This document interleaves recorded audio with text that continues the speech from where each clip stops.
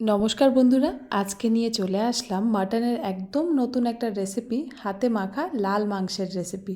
কেমনভাবে তৈরি হচ্ছে চলুন ঝটপট দেখে নিই। মাংসটা প্রথমেই আমি একদম পরিষ্কার করে ধুয়ে নিয়েছিলাম।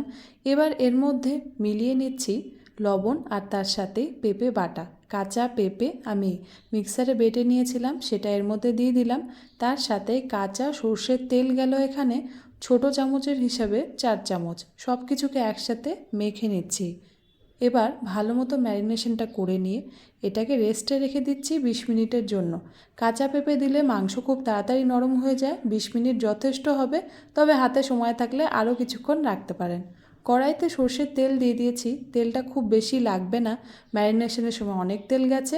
এর মধ্যে দিয়ে দিচ্ছি জিরে বাটা, তার সাথে ধনিয়া বাটা, রসুন বাটা, টমেটো বাটা আর পেঁয়াজ বাটা। আমি এখানে জিরে বাটাটা ব্যবহার করেছি 2.5 টেবিল চামচ, ধনে বাটা ব্যবহার করেছি 1 টেবিল চামচ। তার সাথেই আদা রসুন বাটা একসাথে দিয়ে দিয়েছি 1 টেবিল চামচ, টমেটো দিয়েছি 4 টেবিল চামচ আর তার সাথে পেঁয়াজ বাটা দিয়ে দিয়েছি 2 ছোট টেবিল চামচ। এটা কিন্তু আমি ছোট চামচের হিসেবে বললাম। সামান্য পরিমাণে একটু নুন দিয়ে দিলাম আর তার সাথে সাথেই আমি এখানটায় কিন্তু আবারও কিছুটা পরিমাণে ধনে গুঁড়ো আর কাশ্মীরি লাল লঙ্কার গুঁড়ো দিয়ে দিচ্ছি 1 টেবিল চামচ 1 টেবিল চামচ হিসেবে। সব কিছুকে একসাথে মিলিয়ে নেব। আচ্ছা বন্ধুরা, এখানে একটা কথা বলে রাখি, যেটা আপনাদেরও মাথায় রাখতে হবে, এই রান্নাটা কিন্তু কাঁচা মশলার মধ্যে দিয়েই হচ্ছে। সেই জন্য বলছি, মশলা যত কষবে এই রান্নার স্বাদ কিন্তু তত বাড়বে।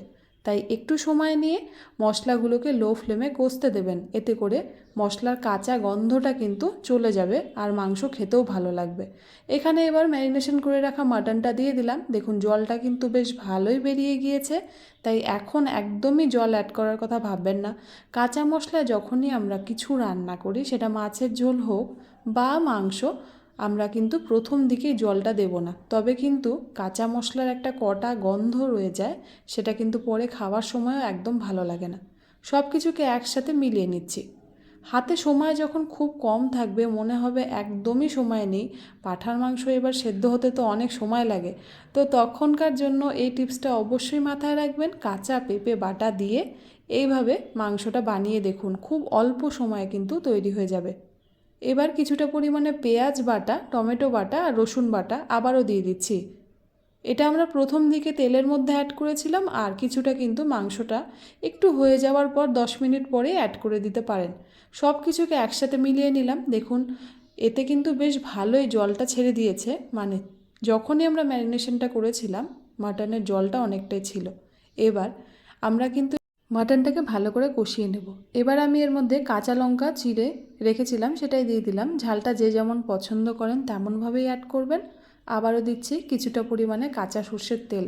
এই মাংসের রান্নাটা খুব বেশি ভালো লাগে যদি সর্ষের তেলেই রান্না করেন, কেন কি যেহেতু বাটা মশলা রয়েছে, তার সাথে কিন্তু সর্ষের তেলটাই ভালো যায়।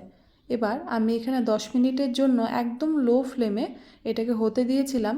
দেখুন বেশ সুন্দরভাবে কিন্তু সমস্ত জল টেনে নিয়েছে, মশলাটার মধ্যে একটা দারুণ রঙও চলে এসছে।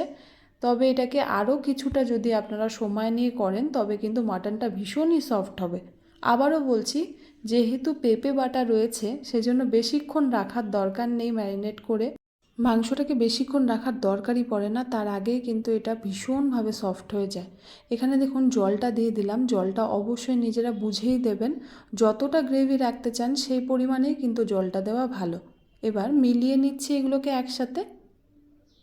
এখানে আমরা একটু পরিমাণে কিন্তু লবণ দিয়ে দিচ্ছি, যেহেতু জলটা পড়লো সেজন্য লবণটা অবশ্যই করে একটু নিজেরা বুঝে ব্যবহার করবেন। লবণটা দেওয়ার সাথে সাথে আমি কিন্তু এখানে দিয়ে দিচ্ছি গরম মশলা পাউডার। আমি বাড়িতেই এলাচ দারচিনি একসাথে গুঁড়ো করে নিয়েছিলাম, সেটা দিলাম। এবার এটাকে আবারও আমি একটু ঢাকা চাপা দিয়ে হতে বসিয়েছিলাম। মোটামুটি 12 মিনিট পর যখন ঢাকনাটা খুললাম, দেখেই ভালো লাগছিল, এত সুন্দর একটা রং চলে এসছে। আর সেদ্ধ কি বলবো, আমি তো এখানে তুলতে গিয়ে কয়েকটা ভেঙে যাচ্ছে, এতটাই সফট হয়েছে, মানে যাকে বলে একদম তুলতুলে মাটন। আপনারা বানিয়ে দেখুন একবার। সব ধরনের রেসিপি তো আপনারা বন্ধুরা ট্রাই করেছেন চিকেন মাটনের, একবার না হয় এইভাবে হাতে মাখা লাল মাটনের রেসিপি ট্রাই করে দেখুন, খুব ভালো লাগবে। যতটা অল্প সময়ের এই ভিডিও, ততটা অল্প সময় না লাগলেও মাটন হতে যত সময় লাগে তার থেকে কিন্তু অনেকটাই কম লাগবে। একবার বানিয়ে দেখুন, আর এর স্বাদের তো তুলনা হয়ই না। আগেকার দিনে কাঠকয়লাতে যদি এই মাটন রান্না করা হতো তবে কিন্তু এটা অমৃতের মতন লাগতো। এখন সেই কাঠকয়লা অবশ্য নেই, কিন্তু আপনারা ওভেনেই বানিয়ে দেখুন না, খুব ভালো লাগবে। গরম গরম ভাতের সাথে এরকম ধোয়া ওঠা লাল মাটন।